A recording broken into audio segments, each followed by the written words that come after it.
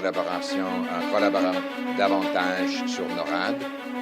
J'ai aussi mentionné que le Canada devrait encore recevoir une exemption avec même politique pour travailleurs qui était réglée. Thank you very much. I just finished an excellent meeting with President Biden where we discussed the need for Canada to bolster its defenses, to cooperate further on NORAD, but also to bring fairness to Canadian workers.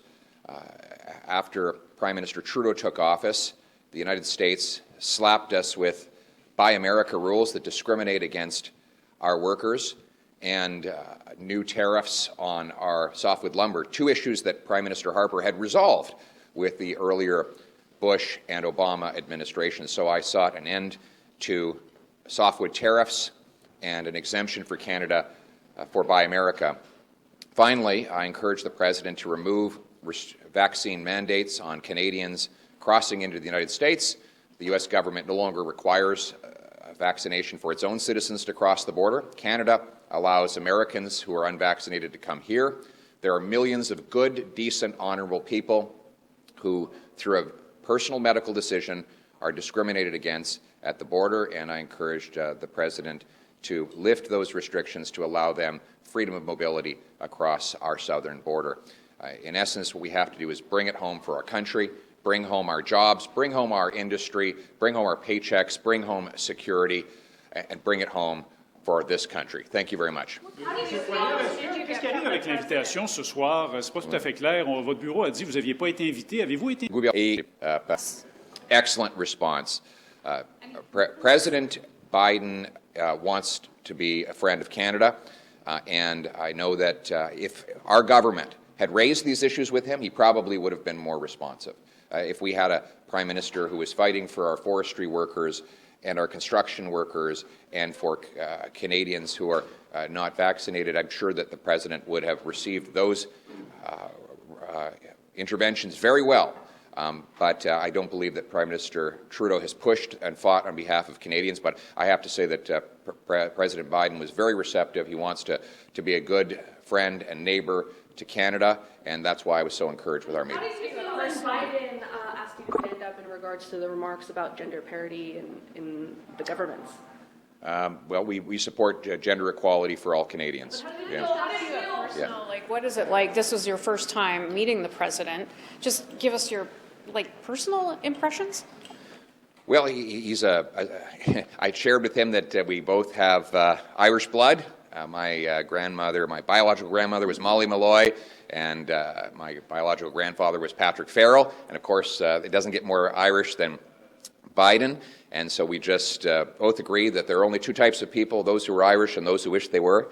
But he's a friendly, decent, good partner for Canada, and it was clear from our interaction that he wants the best for both of our countries. Oui. Au sujet du chemin Roxham, on voit aujourd'hui dans le texte de l'entente de même entente de gens qui revendiquaient finalement. Yes.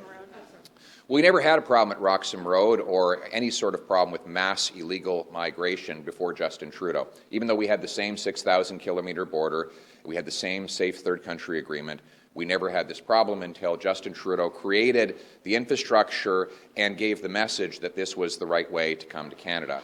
And now we're hundreds of millions of dollars into costs. Many other immigrants who applied properly are waiting longer. We have 1.1 million immigrants in the queue, a record backlog.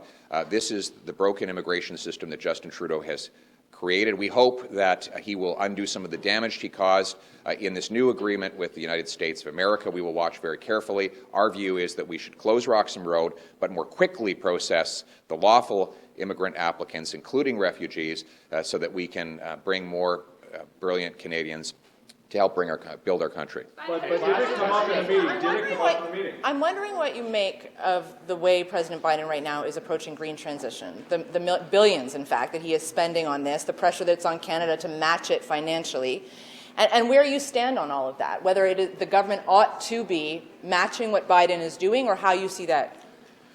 Well, I say first, do no harm. And right now, our government is doing immense harm to the possibility of green jobs in this country. By its own admission, this government takes as much as 25 years to grant a permit for a mine. We have all the minerals necessary for electric car batteries right here in Canada, but we can't produce them because of government gatekeepers that make it impossible to get it approved.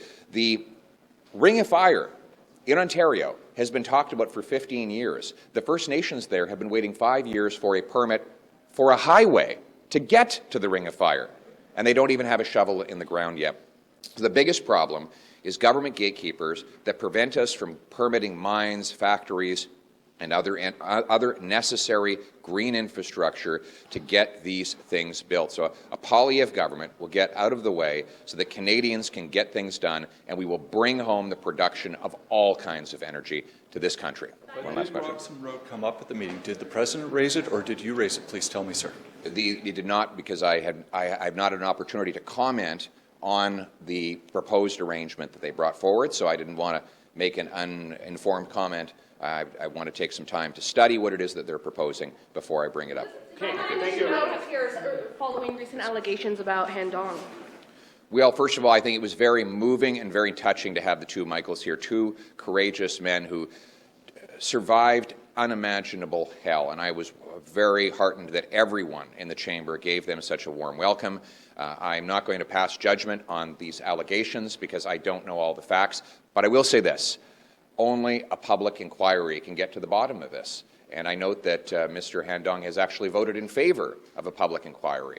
So for his sake and for everybody's sake, and most importantly, for the sake of the truth, the Prime Minister has to end his cover-up and call a full public inquiry. Thank you very much. Meet the two Michaels.